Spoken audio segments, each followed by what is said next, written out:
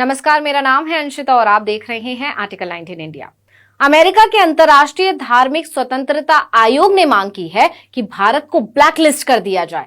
जी हां, मोदी राज में भारत को ब्लैकलिस्ट करने की मांग उठ रही है। कितने गर्व की बात है ना हमारे देश के लिए। अब इसकी वजह भी जान लीजिए। वैसे वजह जानकर आपको कोई हैरानी नहीं होगी, क्योंकि देश के अंदर ही मोदी सरकार पर ऐसे आरोप लगते रहते हैं। तो चलिए मुद्दे पर वापस आते हैं कि आयोग ने ऐसी मांग क्यों की है।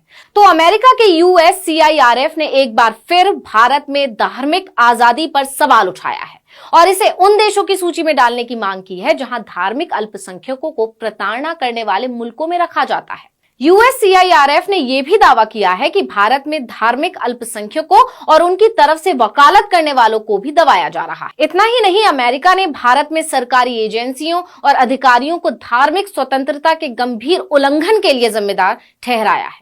पैनल के मुताबिक साल 2022 में धार्मिक अल्पसंख्यकों को स्थिति में लगातार गिरावट देखी गई है। रिपोर्ट में भारत के अल्पसंख्यकों की धार्मिक आजादी को लेकर चिंता जाहिर की गई है।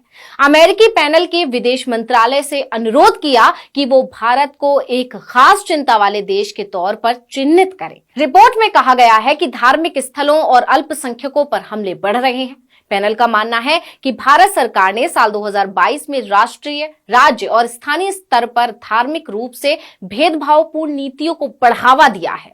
इस रिपोर्ट में भारत में अल्पसंख्यकों पर हो रहे अत्याचारों को बहुत बारीकी से बताया गया है। रिपोर्ट में धर्म परिवर्तन को निशाना बनाने वाले कानून, अंतर धर्म संबंध, हिजाब पहनने जैसे मुद्दों को शामिल किया गया है। अमेरिका का दावा है कि ऐसे मुद्दों ने मुसलमानों, ईसाइयों, सिखों, दलितों और आदिवासियों को नकारात्मक रूप से प्रभावित किया है। इतना ही नहीं, आयोग ने अपनी रिपोर्ट में दुनिया भर में धार्मिक स्वतंत्रता कैसी है और कौन सा धर्म कहां खतरे में है, इसको लेकर पूरी जानकारी दी है। रिपोर्ट में कहा गया है कि भारत की 1.4 अरब की आबादी में करीब 14% मुसलमान, लगभग 2% ईसाई हैं और 1.7% सिख हैं।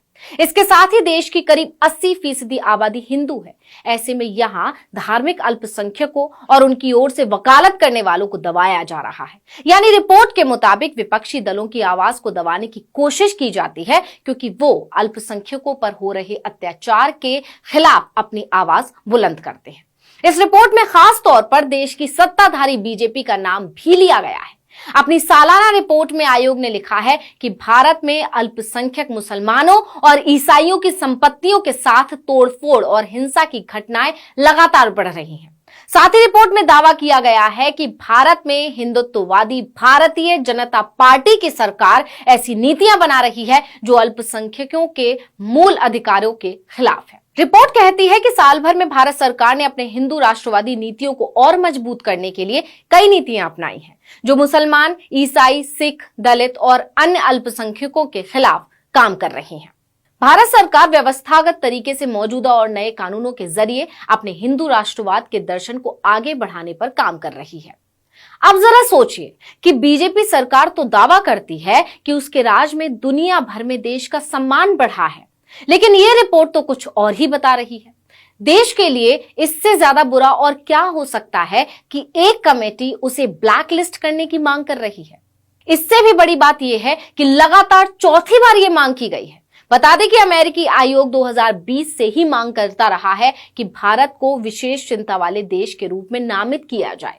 अब जरा समझ लीजिए कि ब्लैकलिस्ट होने का मतलब क्या होता है या फिर इसका फर्क क्या पड़ सकता है। देखिए कि अंतर्राष्ट्रीय स्तर पर किसी देश पर यह लेवल चस्पा होने का मतलब है कि सरकार धार्मिक स्वतंत्रता का गंभीर उल्लंघन कर रही है।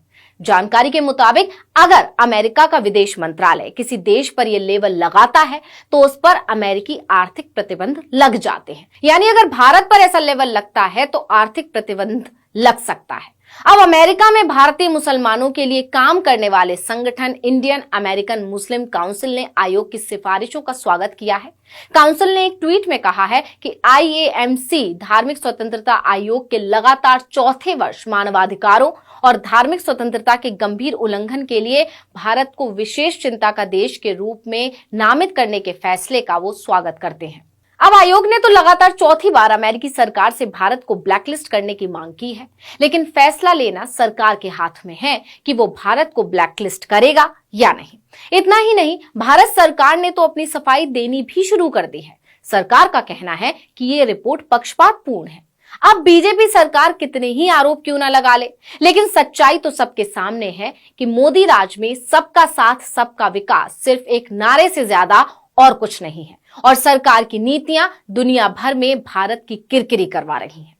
इस वीडियो में इतना ही। आपसे अनुरोध है कि YouTube पर हमारे चैनल आर्टिकल 19 इंडिया को सब्सक्राइब कीजिए, Facebook पर लाइक कीजिए और कमेंट करके बताइए आपको हमारा ये वीडियो कैसा लगा। आने वाले दिनों में हम और किन मुद्दों पर वीडियो बनाएं ये भी जरूर बताइएगा। ट्विटर हैंडल है article19_India, इसको भी फॉलो कर लीजिए। नमस्कार।